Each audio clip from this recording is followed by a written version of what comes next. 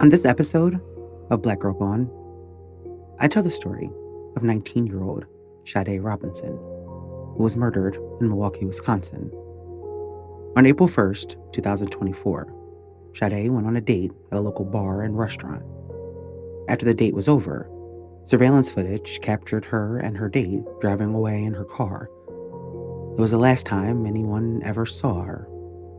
The following day, she failed to show up for work and had not been in contact with any of her friends or family, and she was reported missing to police.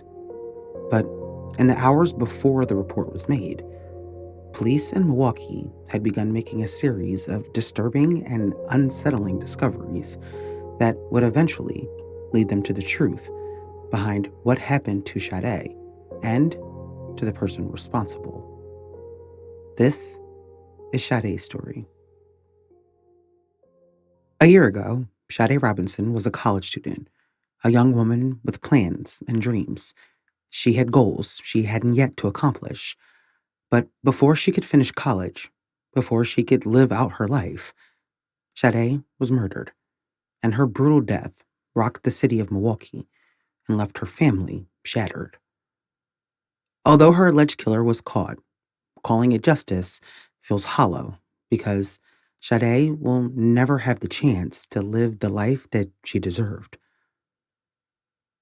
When a story like this captures headlines, it's often sensationalized, forgetting that there is a victim and a family behind those headlines.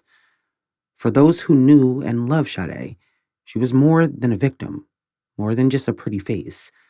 She was beautiful inside too. And no matter how much time goes by, the pain caused by her loss will remain with them forever.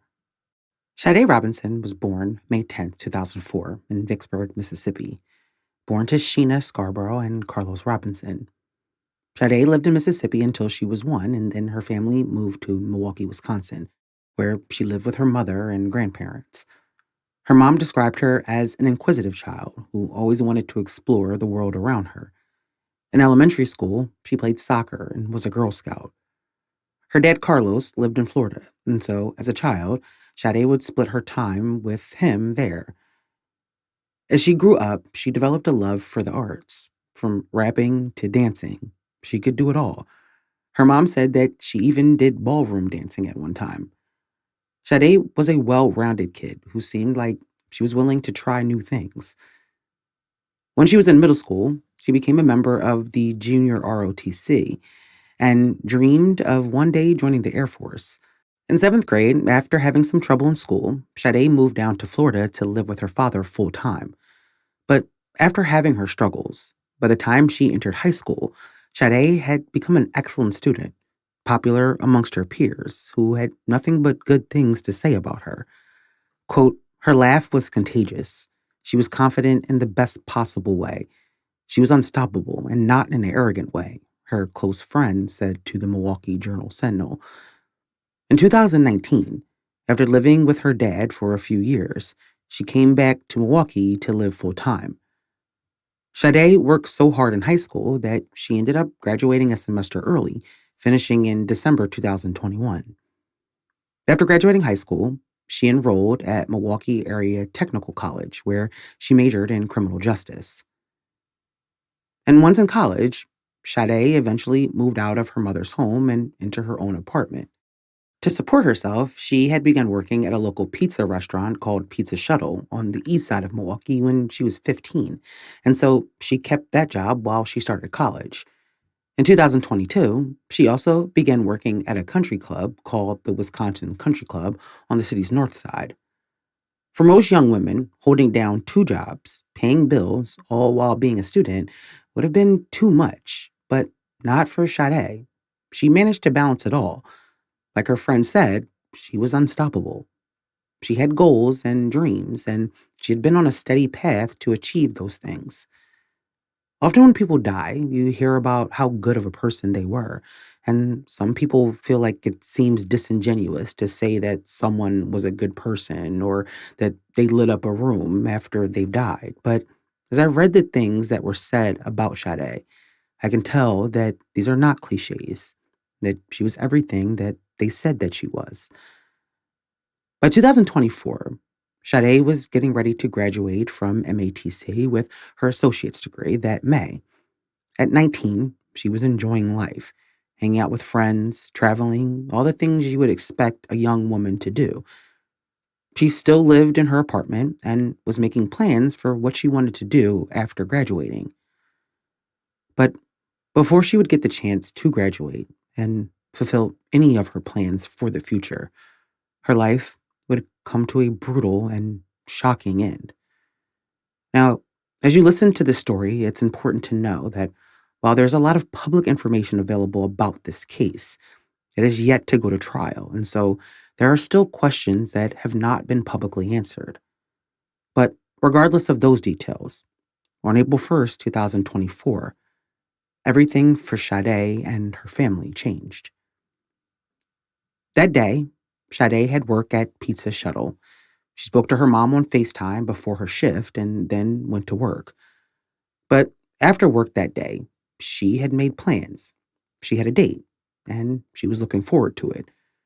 A person who worked in the building where she lived, according to court records, said that Sade told them about the date and how much she was looking forward to it. The date was with a man named Maxwell Anderson, who was 33 at the time and most recently had worked at a local bar.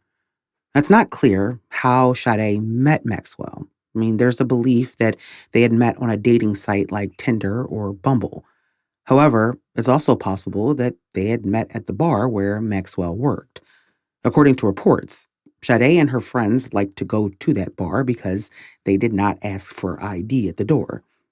It's also not clear how long they had communicated with each other before making plans to go on a date, but either way, the plan was to meet up at around 5 p.m. Now, according to the court documents, at around 4:15 p.m., Sade texts Maxwell about their plans to meet. She texts him asking him where they were meeting and that she could do 5 p.m. He replies telling her that they can meet somewhere downtown, to which she replies, okay. Maxwell then texts back suggesting that they meet at Brat House on 3rd. Sade agreed, and Maxwell told her that he was getting ready to get in the shower and that he would probably not get there until around 5:15. He then asked her if she could instead meet him at the Twisted Fisherman because he needed to pick up his W-2 from when he worked there the year before. Now, he told her that they could just eat there, and so Sade agreed, responding that she loves seafood, and so the plans were set. Sade, who had her own car as well, was going to meet Maxwell for their first date. At around 5:20 p.m., Sade arrived at the Twisted Fisherman and entered the restaurant. Maxwell was already there. He had arrived shortly after 5 p.m. and was sitting at the bar when she got there. Once she spotted him, she headed over there and sat beside him. They ordered some drinks and food. Witnesses who saw the pair at the bar said they appeared to be having a casual conversation. Then, about an hour after Sade arrived, they paid their bill and left the restaurant. But the night was still young, and so Sade and Maxwell decided to go to another bar.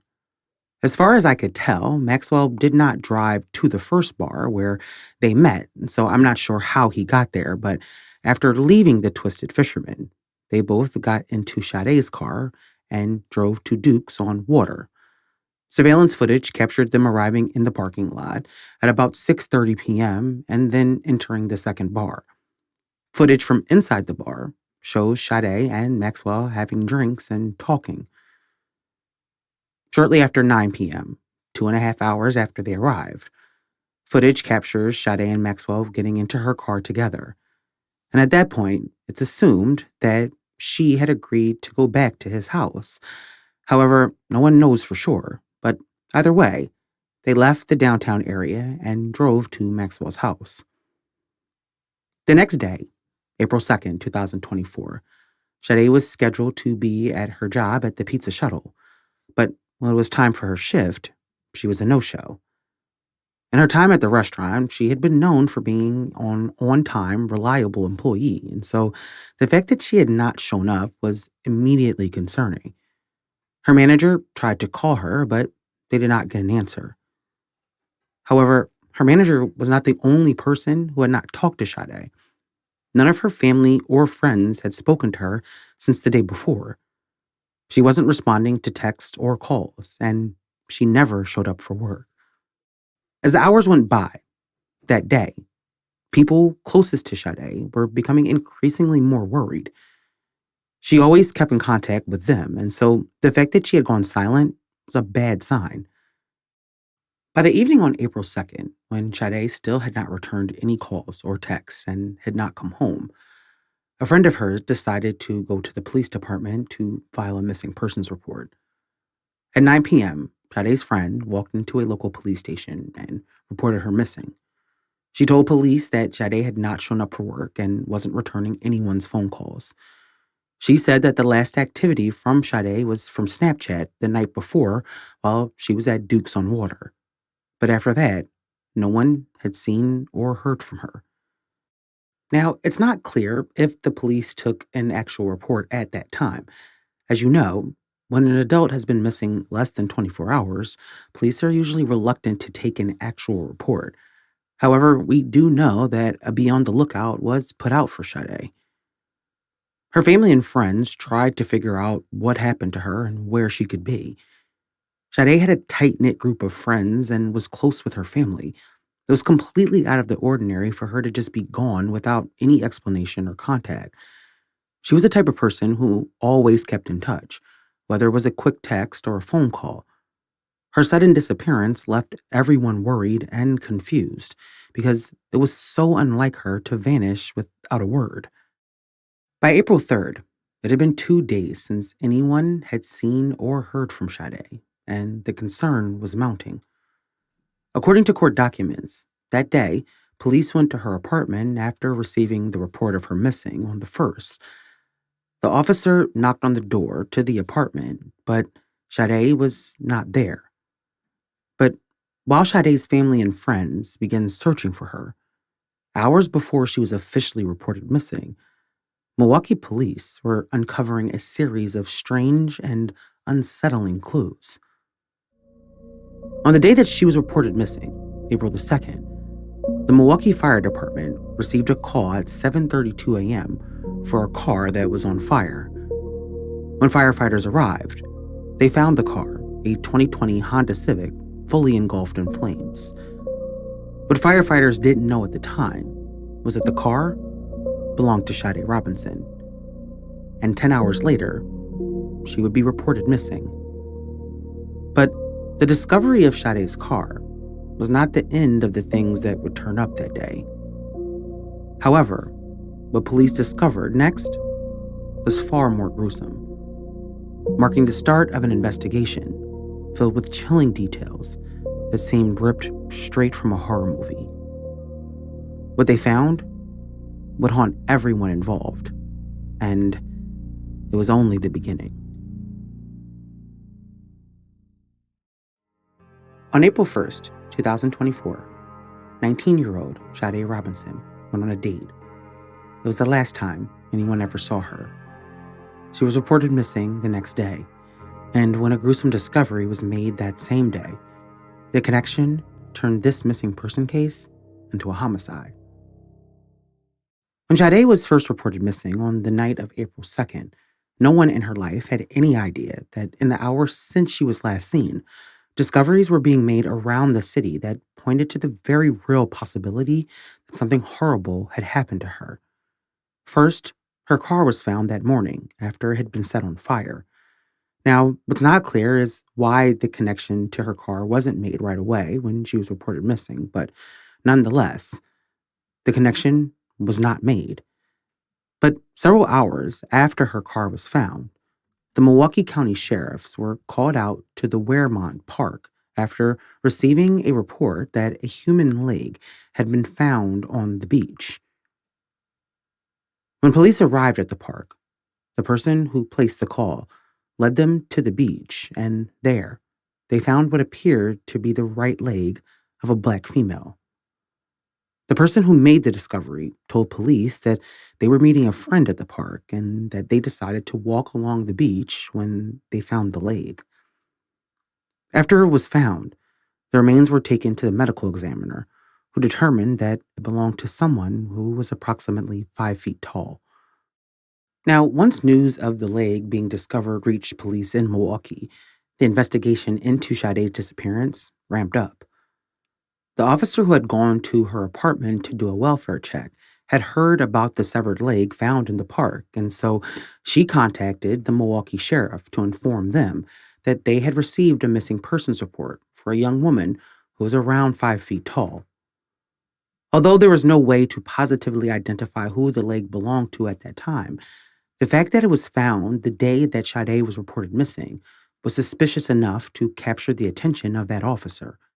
By that time, the car that had been found that morning had come back registered to Sade, and there were now two major pieces of potential evidence that had been found in just the course of several hours. After Milwaukee PD made contact with the sheriff's office, an officer for the police department and a detective from the sheriff's office went to the building where Sade lived. Once at the building, they were able to speak to a maintenance worker who knew Sade, and he told the officers that he last saw her on the morning of April 1st and that she had told him that she had a date and she was excited about it. While at the building, the officers reviewed surveillance footage that showed Sade leaving the building at around 9 a.m. Now, following the discovery of the human leg at the park, coupled with the timing of her disappearance and the arson of her vehicle, detectives from the Milwaukee County Sheriff's Office requested Sade's phone records from Verizon Wireless. Once the records were received, the detectives were able to see Sade's call logs, text messages, and location, and they discovered that the last text messages from her phone were to a number with a 262 area code. And when they searched that number in the police database, it came back to Maxwell Anderson. Now, based on the information in the text, detectives knew that Sade planned to meet Maxwell at the Twisted Fisherman, and so they went to the bar to see if they could confirm whether or not she had actually gone there.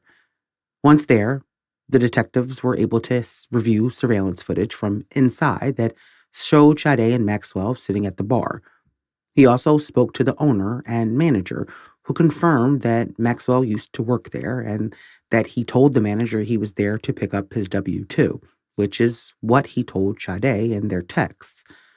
The bartender also confirmed that Maxwell told him he was there to pick up his W-2s, but was staying because he had a first date with a girl he was meeting there.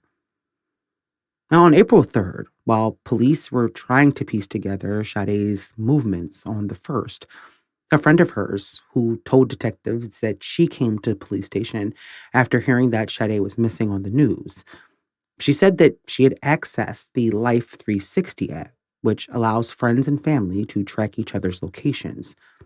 She said that according to the app, Sade's phone last pinged at the park at around 4:33 a.m. on April 2nd. Now, after learning about the Life 360 app, detectives reviewed the movement of Sade's phone from April 1st and April 2nd. The phone's locations revealed that after leaving Duke's on Water, it traveled to an area near where Maxwell lived, where it stayed for several hours.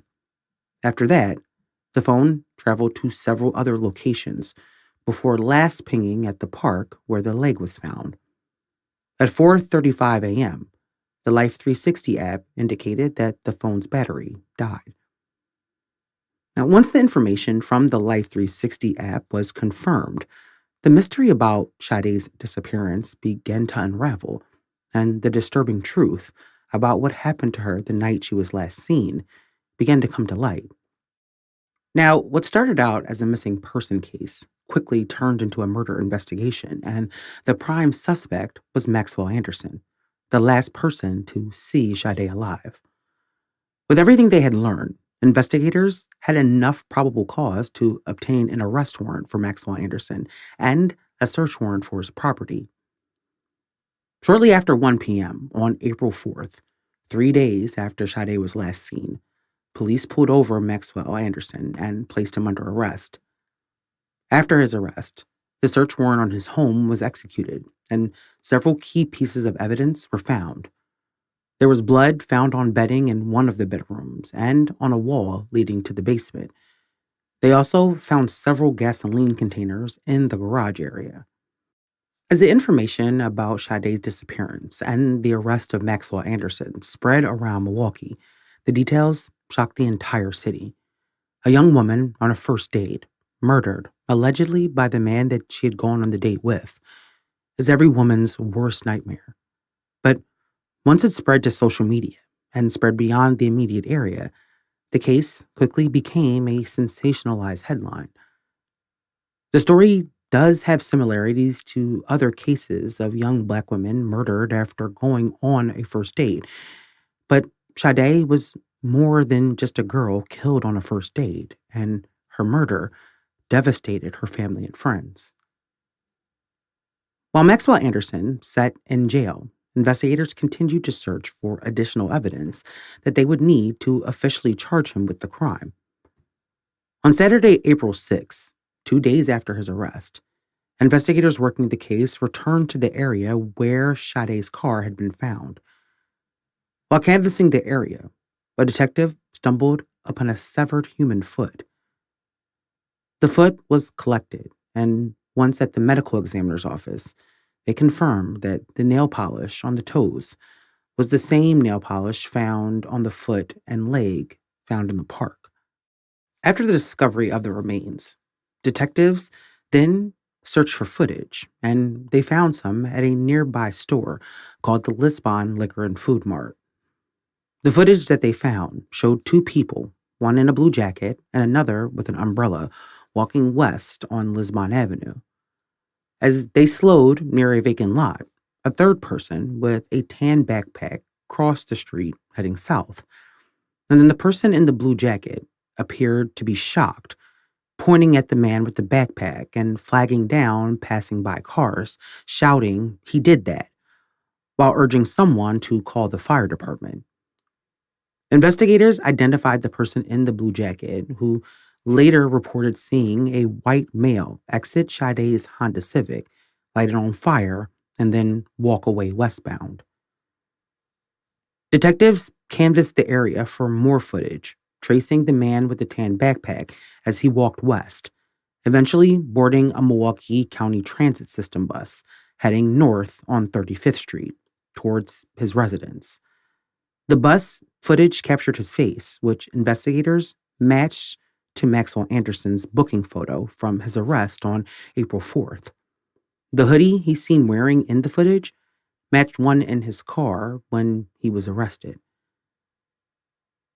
On April 13th, 2024, Maxwell Anderson was officially charged with first-degree murder, mutilating a corpse, and arson. His trial was set to begin on December 9th, 2024, but has since been postponed. And so, Sade's family is still awaiting full justice. And although there has been an arrest, the details of how Sade's life ended is horrifying. Once this case does go to trial, I'm sure the public will learn more details about what happened, but the evidence that police and detectives have found thus far is damning. But we will continue to follow this story and update you once the trial begins. In the months since Sade Robinson was tragically murdered, her family and friends have faced the unimaginable pain of losing her in such a brutal and senseless way.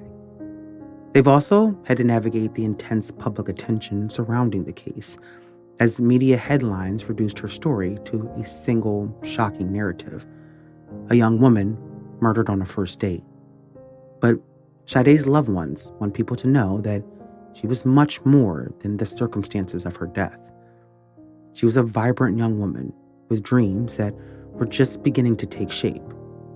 She had her whole life ahead of her, a future filled with goals she was determined to achieve. She was a daughter, a sister, a friend, and a source of joy and love for those who knew her. Sade's story isn't just about the tragedy of her death. It's about the promise of the life that she was meant to live. Her family wants the world to remember her for who she truly was: a bright and ambitious soul with endless potential. She deserved to pursue her dreams, to grow, to love, and to live a full and meaningful life. What happened to her was cruel and undeserved. And while justice may bring some measure of accountability, it will never replace the life that was stolen. Her family and friends will continue to honor her memory, ensuring that she is remembered, not for the way her life ended, but for the incredible person she was and the bright future she would have had. May Sade Robinson rest in peace. Thank you for listening to this week's episode. Don't forget to follow us on Instagram, Facebook, YouTube, TikTok, and Threads.